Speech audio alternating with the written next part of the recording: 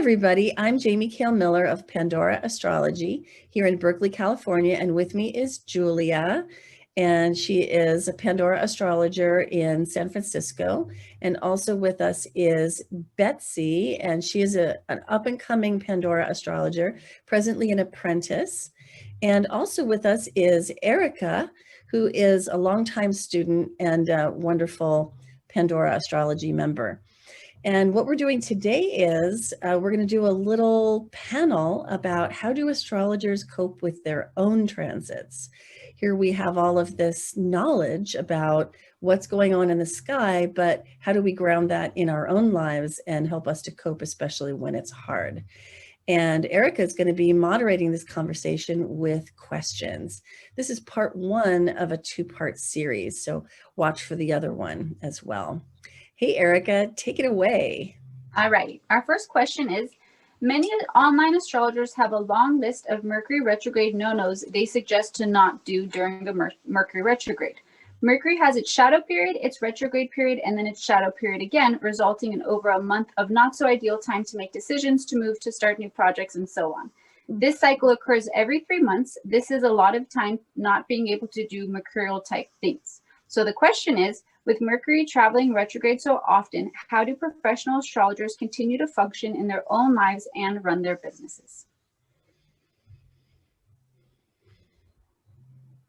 Well, I'll just grab that one. I think that Mercury retrograde is just such an important thing to know about. It's a rhythm of life.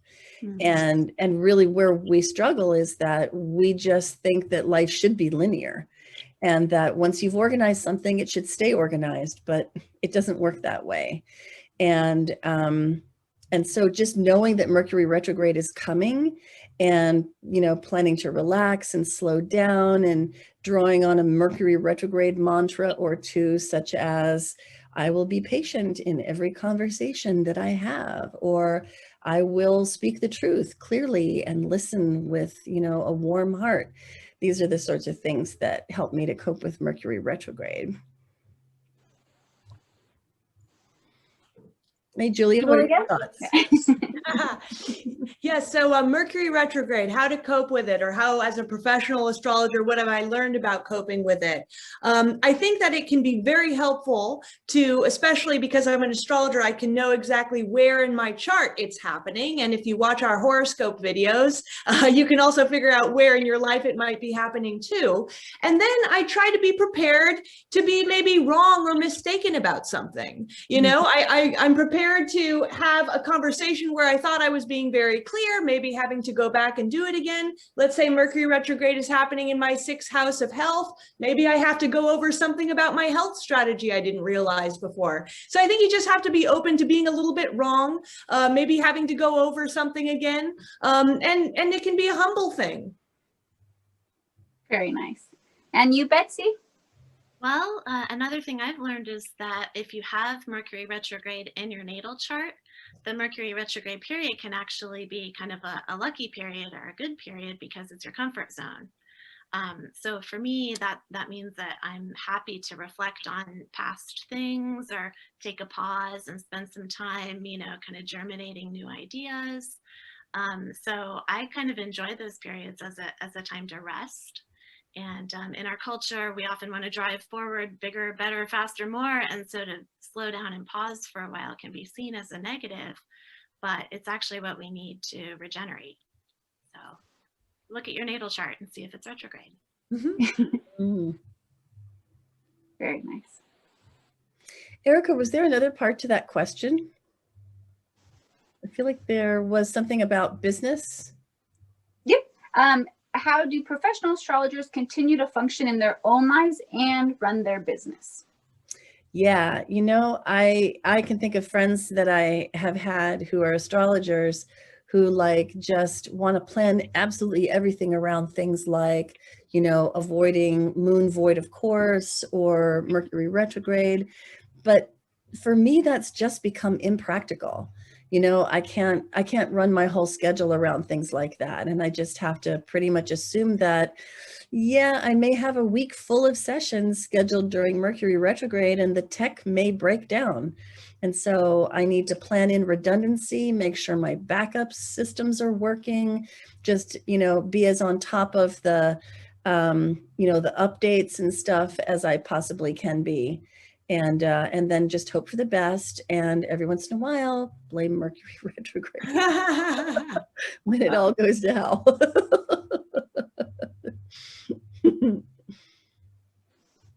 You Do can you also have any plan thoughts on that, vacation around Julia? then. What's that? I said, do you have any thoughts on that with running your business with Mercury retrograde? You can always plan a bit of a vacation around that time period, but then you might get delayed on your way out somewhere, you know, your flight or your, you know, something might go wrong with your car.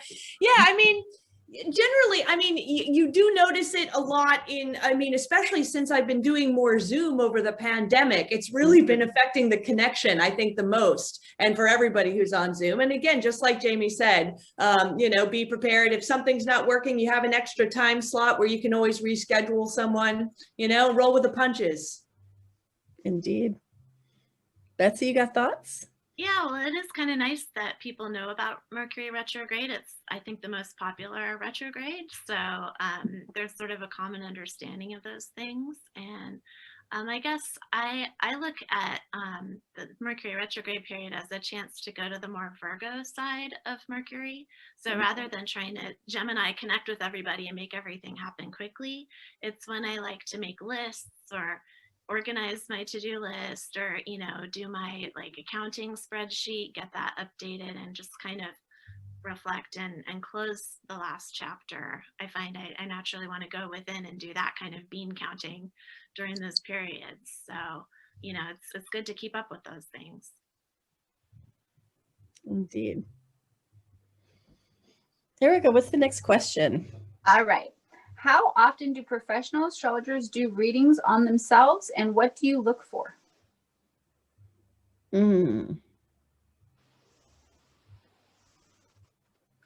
Well, I'll jump in. Not often enough is the first answer, mostly just because it's been so many years and life moves along so quickly that like I'll figure out that I'm having a transit, I'll make a diagram for it, I'll make a chart for it, I'll make a folder on my computer and I'll put everything in there and I'll like have it all organized for the year to come, and then like not go and look at it for months, and then like, you know, sort of wake up, poke my head up above the surface and go, oh hell, I'm having that transit. Oh, that explains it. You know, so I mean, just because we're professionals doesn't mean that we aren't just as prone as anybody to like feeling clueless at times. That's the way I feel about it. Julia? Yeah.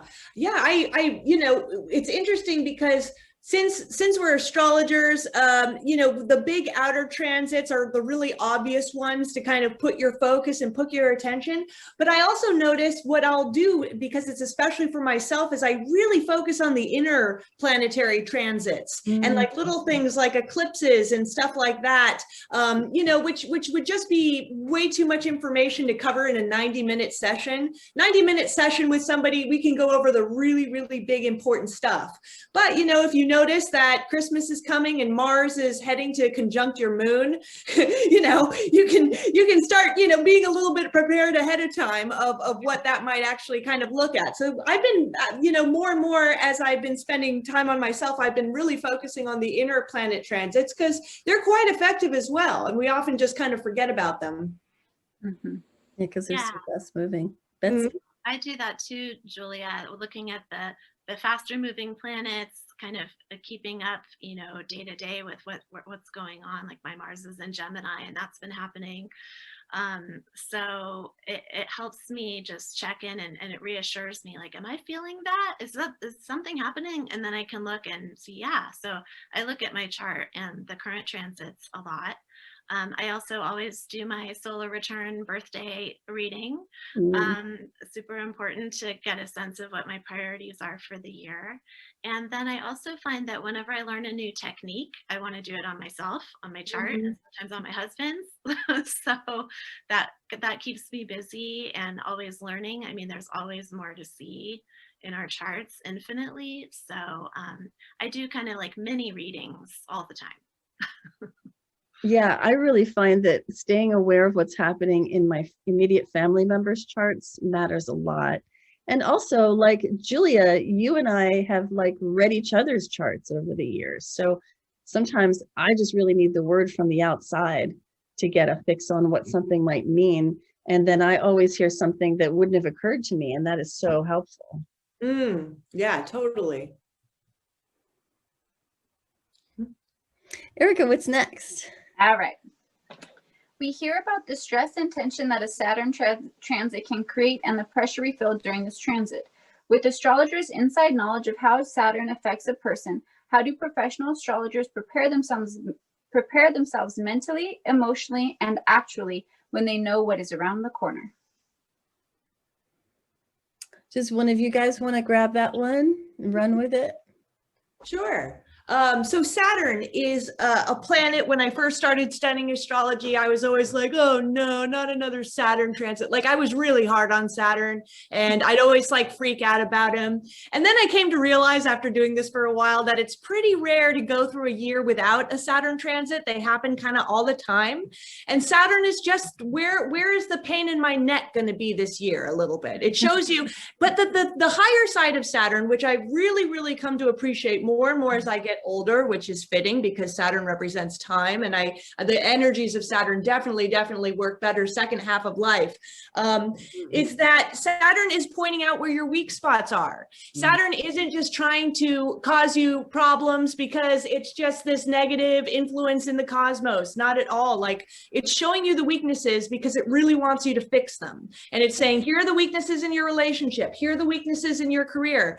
So if you're ready to just sort of be prepared to kind of, and if you look at it in a constructive sense of like, where do I need to do the repair work? What do I need to strengthen? Do I just need to cut my losses? Sometimes Saturn tells you it's time to shift in a different direction. Overall, I think Saturn actually can be a really beneficial, he's kind of like a secret benefic in a weird way. Like I do think that there's a really, but he doesn't just give you stuff easily, but if you have to kind of put the effort in, but he really manifests things just as much as something like Jupiter can, but with a lot more, a lot more sort of pain and moving through it, but he does give stuff. So that's my take on him these days. Yeah. I agree. I see him as a teacher, really. Like he just wants you to learn. Yeah. And if you don't, then you get the lesson again and you just keep getting it in different ways, maybe more and more intensely until finally you're like, okay, I get it. No more, whatever it is, or focus on this. And to look at the life cycle of hopefully three Saturn returns we get in our lifetimes, and to see how we evolve through kind of the maiden, mother, crone phases of maturing. It's really beautiful to be able to reflect on what have I built so far and what do I still want to build more of, and then what have I built in my life that I can pass on to teach the next generation. So looking at us as what am I creating, what am I building, helps me to focus on it more positively. And then I also like to look at the 7-year division of the wheel of Saturn and kind of check in and see where am I, because we're always in the middle of a Saturn cycle. So that helps me get some perspective on how seriously to take which parts of it. Yeah, I love all that stuff you guys are saying. And I've really come to think of Saturn as a god of opportunity, which is a word that I would typically use for Jupiter. And it is going to take work, but you can absolutely build great things and experience that opportunities arrive because you showed a willingness to do the work.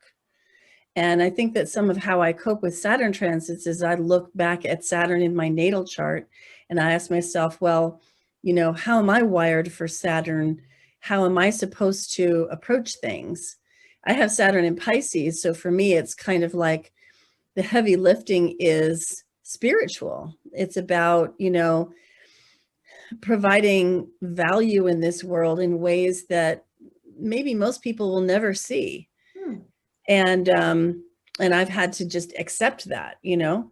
It might mean that I'm not as prominent as I would like to be. But yet it means that, you know, if I fulfill on that Saturn plan and vision, that when I die, I'm going to die happy and satisfied that I did what I came here to do, just because I positively impacted the lives of as many people as I could possibly reach.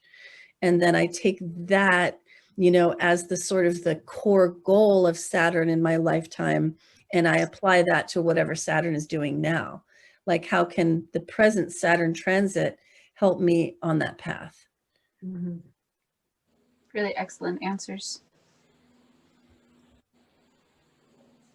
Was that 3 questions? That was 3 questions. That was 3 questions. So we're done with this video. Hope you guys enjoyed it. We're gonna make another video now in which we ask 3 more questions about how do astrologers cope with their own transits. So tune back in for that one, and we'll see you shortly and around the cosmos like we do. Bye-bye. Bye-bye.